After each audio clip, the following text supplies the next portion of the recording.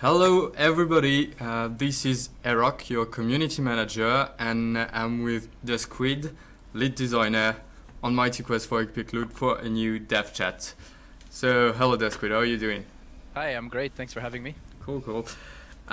So we'll be starting there and do as usual as we were doing, so talking about the new stuff that is coming with update, the November update. And then we will do something a bit different than usual. We will be talking a bit more about what's coming for like the next month, more like in the future, and then do the questions as usual. So let's start right away with what's happening with Pack 19, November update. Yeah, sounds good actually. So Pack 19 portion of the team has been working on some balancing changes, and actually let's start off by talking about the new abilities that we're introducing. So we're introducing two new abilities. The first one is Confusion, and it's actually a pretty interesting ability because when you get on a piece of your hero gear and you hit a creature, it has a chance of proccing, as we say, and when it takes effect, the creature that you were targeting becomes confused, and it gets into a rage or a frenzy, and it'll attack anyone around it with a preference on other creatures. So you can be, for example, attacking a Cyclops, and it'll just become enraged, get confused, and it'll switch target and just charge onto a Scorpio nearby, and it's really quite awesome to watch when that happens in your favor. Cool. So that's Confusion, but there's another one that we're bringing up with the item abilities. Yeah, the next one is we call it Raise the Dead, and what it does is so it's another item ability on it can be on certain pieces of equipment, and when that item ability procs, so when it occurs during the attack, it's gonna spawn a bunch of undead skeletons that will actually fight for you. So if you can picture kind of like the ability that Dr. Skull has when he summons a small army of skeletons, you'll be summoning your own skeletons and they'll be fighting nearby enemies. Sounds pretty cool. You also fixed a little bug that was happening with Ice Blast. Yeah, we took a look at our item abilities. We read some of the feedback on the forums. We were looking at how we can improve some of it, and we came across something that wasn't exactly working the way it should, and that was Icy Blast. And the intention of Icy Blast was not only does it snare the enemies when it happens, but it also decreases their attack speed. So we were able to fix that attack speed issue, and it should be working correctly in Pack 19. Okay, let's go a little back on the Confusion ability. Zazek in the chat is asking, do we still get damage from a confused unit even if we are not the target? If you are not the target. So what happens when a creature is confused is it has a chance to change target. So it's entirely possible that it will still attack the hero if you're the only valid target around it.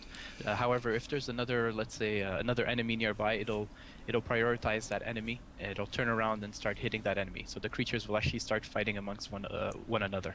And the abilities of all the creature will still work against all the creature. For example, if a hunger bot is punching another creature, it will have a chance to snare him.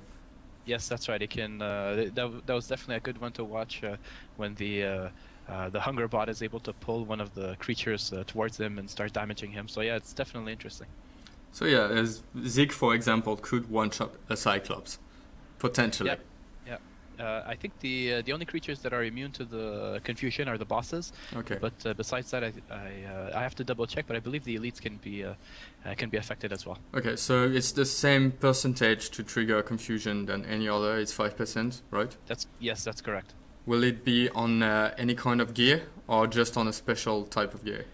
It's going to be on certain types of gear. Okay. I don't know which pieces exactly off the top of my head, but yeah, it'll follow essentially the same rules as the other item abilities, which means it'll occur when you do default attacks. Yeah. Okay. Oh, okay. When default attacks, that's and right. They'll stack together if you have it on different that's pieces. correct. Like all right, 5% every time. Yeah. Okay. Yeah. So that's first thing with the item abilities, and you've also done a lot of things about game balance. That's the main focus of this pack. That's right. We worked a lot on the game balance. Actually, we had one of the designers spend a lot of his time on the game balance on Pack 19, and we gave ourselves two very specific objectives. And so the first objective was we want to reach a 50% chance of winning for the attacker. Sorry, when I say winning, a 50% chance for the attacker to reach the treasure room alive on his first attempt in a PvP castle of the same level. So this is something that what we noticed the normal or average attackers had difficulty doing was beating castles of their own level. And the second objective that we gave ourselves was when the attacker did reach the treasure room, in general, we want him to reach it with sufficient time to get 1 or 2 stars, and a very skilled player should be able to get the 3 stars. And just as a reminder, the number of stars is linked to the percent that you'll steal from the defender. So the more stars you get, the bigger chunk of treasure you're stealing from the defender's gold and life force storage. So how did we achieve these objectives? For the first one, to be able to win on the first attempt in against same level castles, we increased the importance of the hero level on DPS and armor. This also means that we boosted defensive abilities on gears, so that it's entirely viable to have to collect gear and have plus armor, plus physical armor, or plus magical armor. And so that stat should actually play quite an important role now. And just to explain how the system used to work, so we understand where we are now. Previously, the DPS and armor were determined by the gear's base stats. So let's say you would pick up a helmet, and it would have a certain base armor, which is not necessarily displayed in the tooltip, but it's what we use under the hood to calculate the armor. So it has a base armor, which is then modified by the item's level. And then obviously the item stats will go and play a role on top of that. So what we've done is we've modified what the base stats give, and we've increased the amount of stats that are given per level, as well as put a bigger importance onto the item abilities. So essentially what this means, and I know it's a little bit complicated, essentially what it means is a hero's level should matter more now than it did before.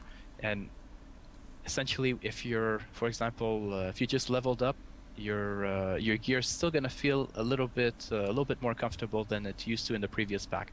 Whereas in the previous pack, as soon as you leveled up, you want to get rid of your gear, change it for some new stuff, and really find the same level gear. So this allows you to use your gear just a little bit more, and it's a more balanced distribution of the stats that are on the gear and the gear level.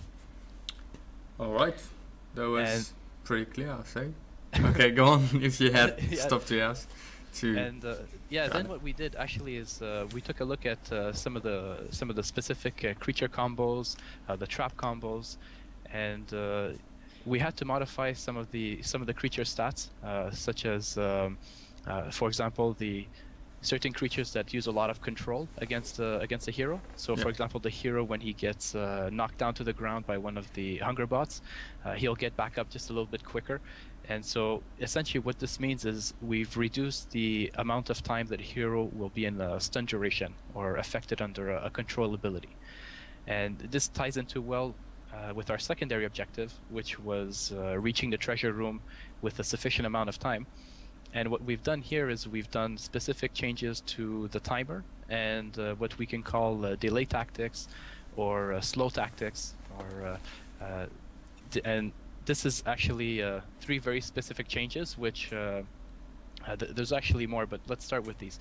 So first of all, we found a bug that was introduced in the Defendotron's sphere of protection. So that's a Defendotron that has like an aura that kind of pulses on and off, and it was possible that the Defendotron was able to shield the Robo-Shieldotron, so it kind of created a weird so it's basically 2 tank creature, one in the elite form and one in the normal form, and still shielding each other, which was not the purpose of it. That's right. That's not what we intended for these particular creatures. Like you said, they're tank creature types, so we wanted tanks to be a nice combination with, for example, a support creature or a control creature, or even a DPS, but not necessarily a tank with another tank. And then what we did again on the Defendotron, there's one of its specializations called the Shield Wall, and that's the one that kind of projects an aura of a wall, like and it absorbs all the hits. Yeah, that's right. And so what we did is we changed the condition of when the shield wall will happen. So essentially, if the Defendertron is alone and there's no other creatures nearby, it won't use the shield wall, since essentially the only thing it was doing in that condition was slowing down the attacker and not really having any viable options for the attacker to use. So our goal is still to enhance like kill castle and not delay castle. That's right. Yeah. Alright. And finally, the other change was with the Bone Puppeteers and Dr. Skull. So when they were healing a Defendertron or a Robo Shieldotron, there was already a reduced heal value. So we've just decreased that value a little bit more so that they don't get healed as much. All right. All right. So that's the game balance part of it. So there's plenty more details. I guess we'll be publishing that in more details on the forums because there's other things to show, but like we won't go too much into detail right now. We're also gonna show you really quickly a few stuff that had been added, but that are not really important. It's like really polished stuff. So for example, we have the profile picture. So as you can see, you just go up there, you click on your profile and you can change it. So just click again on it. And then yeah, you choose one of those available. So that's just little stuff and finally we got the global chat for everybody. The public chat will be available for everybody, yeah, next tomorrow actually.